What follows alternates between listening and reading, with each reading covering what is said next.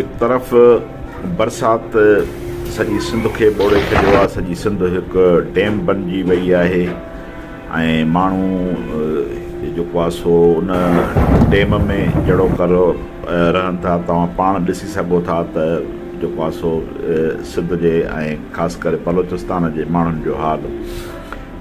कराचीअ में जेकॾहिं को 5 फुट या 2 फुट 3 फुट पाणी कलाक मिंटनि लाइ बीहे थो त उते उर्दू मीडिया जेका असां एॾी वावेला थी करे वठो वेठां सॼे पाकिस्तान में ईअं थो माहौल पैदा कयो वञे ॼण बसि कराची सॼी ॿुॾी वई। किथे किथे त कराची में जेको आहे सो गुज़िरियल साल जा फ़ोटू ऐं वीडियोज़ जेको आहे रखे पियो मिड़ई कनि पिया। ख़ैर उन मामले में मां इहा ॻाल्हि कोन पियो कयां त को हुकूमत सुठी आहे ऐं उनजी कारकर्दगी बहितर आहे, उनखे हरू भरू बदिनाम, पर मां ई उर्दू मीडिया जे ॿिटे रवे जी ॻाल्हि पियो कयां त सिंध सॼी सिंध आहे, न रुॻो कराची सिंध कान्हे का, सॼी सिंध में जेको ख़ासि करे असांजा जेके ॿाराड़ीअ जा इलाइक़ा आहिनि ऐं जेके नंढा शहर आहिनि जिथे TMAs आहिनि म्यूनिसिपल कमेटियूं, म्यूनिसिपल टाउन कमेटियूं, उन्हनि शहरनि जा तव्हां हाल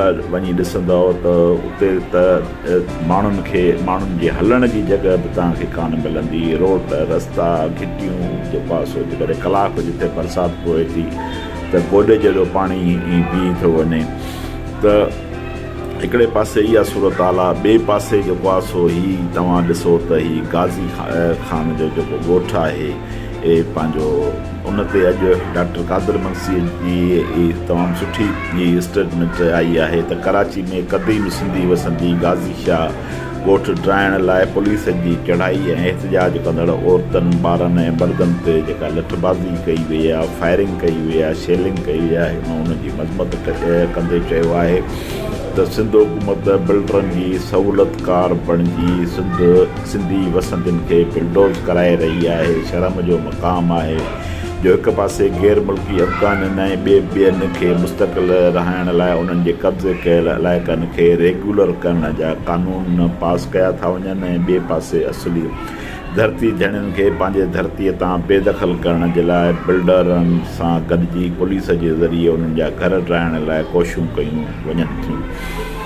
जॾहिं पंहिंजे अछनि खे बचाइण लाइ नियाणियूं ॿार रोडनि ते अची एहतजाज कनि था त उन्हनि मथां हवाई फायरिंग, तशदुद ऐं शेलिंग करे उन्हनि खे ज़ख़्मी कयो थो वञे। सिंध तरक़ी पसंद पार्टी STP जे सरबराह डॉक्टर कादिर मंसी वधीक चयो त सिंध हुकूमत ऐं इंतिज़ामिया होठ संभाले कराची जे शहर में सिंधी माण्हुनि खे निंदण को न सम्झियो वञे जो उन्हनि खे ई ईसाई तशदुद करे खेनि बेदख़ल कयो वेंदो वञे।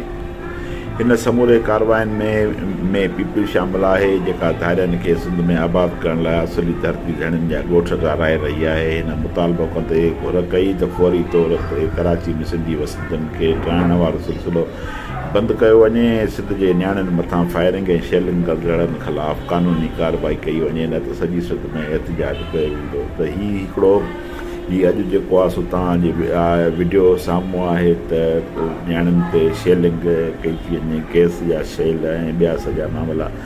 त मां जे वरी ॻाल्हि उहा ई साॻी पियो कयां त हीउ जेको ॿिटो रवियो आहे त पंहिंजो जेके गैर क़ानूनी माण्हू रहनि पिया, जेके शहर जी अशराफिया माण्हू रहे पियो, उन्हनि जे लाइ लाभ ॿियो आहे, उन्हनि लाइ रवियो ॿियो आहे, सिंध हुकूमत जो ॿियो आहे, त वफ़ाक़ी हुकूमत जो ॿियो आहे। त उर्दू मीडिया जेका नामनियाद क़ौमी मीडिया आहे उनजो बि रवियो ॿियो आहे। ॿिए पासे ही ग़रीब मिसकीन माण्हू जेके आहिनि हिकिड़े पासे ॿुॾनि पिया, किन जा घर टही विया आहिनि, किन जे जेको आहे सो घरनि जूं छितियूं हली वयूं आहिनि, पाणीअ में वेठा आहिनि ऐं उस निटण उस में वेठा आहिनि ऐं खुले आसमान में वेठा आहिनि।